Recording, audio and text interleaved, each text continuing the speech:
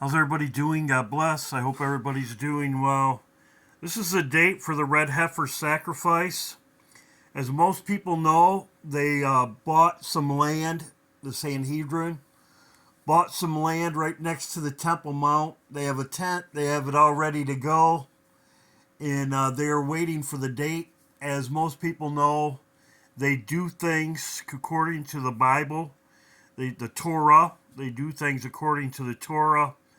And the red heifers are getting up there in age. They have to do this very soon. And their date right here, this is their date. It's the 29th or the 30th. Right there by nightfall, this is when they have to do it. And as it says right here, the Sabbat, this is what it is. I'm not going to, that's what it's called. The Sabbath of the red heifer. It takes place on the Sabbath before. And as you can see right here, here's their calendar. Here's their calendar, and it's highlighted right here. The 29th and the 30th. Also, I wanted to talk about this. Stephanie brought this to my attention. And this is huge. Both of these are huge. Thank you, Stephanie. From New York to Nairobi, Kenya. And it had people questioning why exactly they're doing this.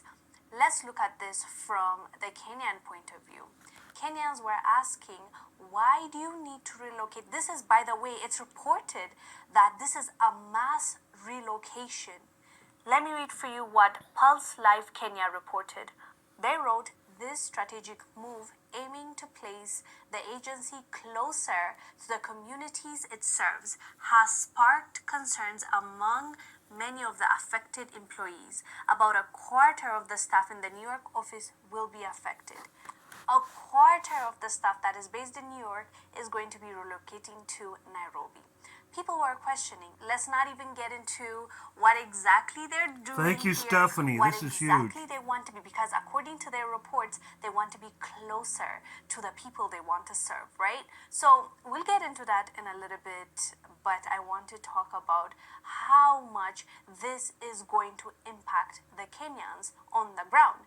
Kenyans that are looking for a job, Kenyans that are going to be affected because of this when it comes to gentrification. As you know, whenever expats or foreigners are sent to countries like African countries, they are going to put them in areas or place them in areas where they think are the safest, or they think they're going to be easier. They're going to have access to more things, right? So this has caused a lot. I'm going to talk about this at my live on Monday. I'll be live Monday night. 3 days of praise and worship, as I have been talking about. 3 days of praise and worship. Thank you, Stephanie. This is huge. I've said this all along. I've said this with my other videos. Thank you, Stephanie. Stephanie thinks a lot like I do. You do not burn down a house unless you have plans to take your goods someplace else. You do not burn down a house unless you have another house ready to go. They are going to burn down the house. New York's, the United Nations headquarters, is no longer going to be in New York. I've talked about it before. The Antichrist returns to his own land. The Antichrist returns to his own land. He shall return to his land with great riches, and his heart shall be against the holy covenant, and he do exploits and return to his own land. He's going to be working out of the United Nations headquarters in Kenya. Kenya, the king of the south, he's from south of Israel.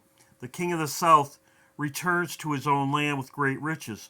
Also, our B-52 bombers, as I have talked about before, are stationed in Australia.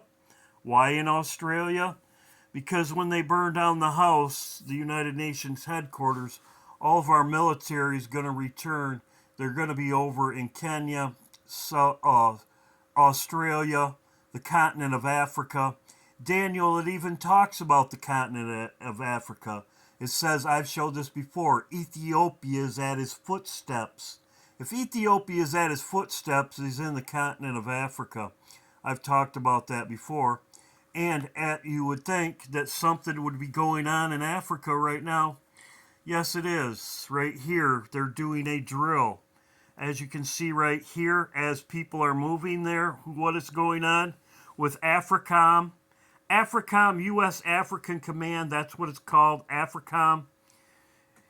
Right now they're doing one of their biggest drills. It's called Justified Accord, the largest military exercise in East Africa. Kenya is currently underway, running from February 26th to March 7th, 2024.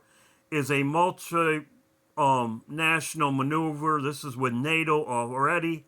While they are showing you stuff going on over here, they are doing stuff over there. Through a collaboration with shared exercise with U.S.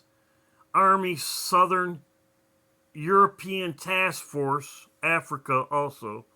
This is personnel units from 23 nations.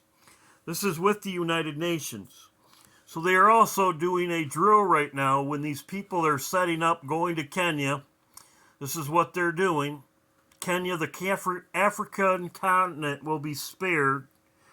And this is exactly what's going on. This is south of 23 nations. As we know, when the United States is gone, United Nations will take over with NATO nations, as it says right here, with 23 nations. This is going on right now. This is an exercise right now. Justified. Very interesting that it's called Justified Accord. 2024.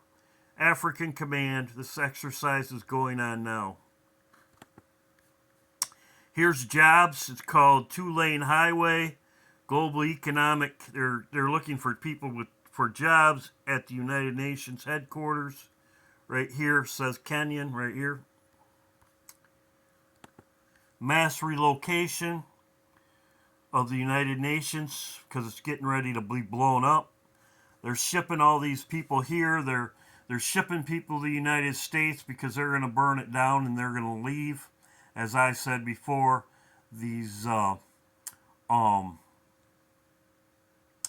people they're sending here and opening our borders, it's just to die, and they are moving out. As you can see right here, mass relocation. They are moving out as everything happens here.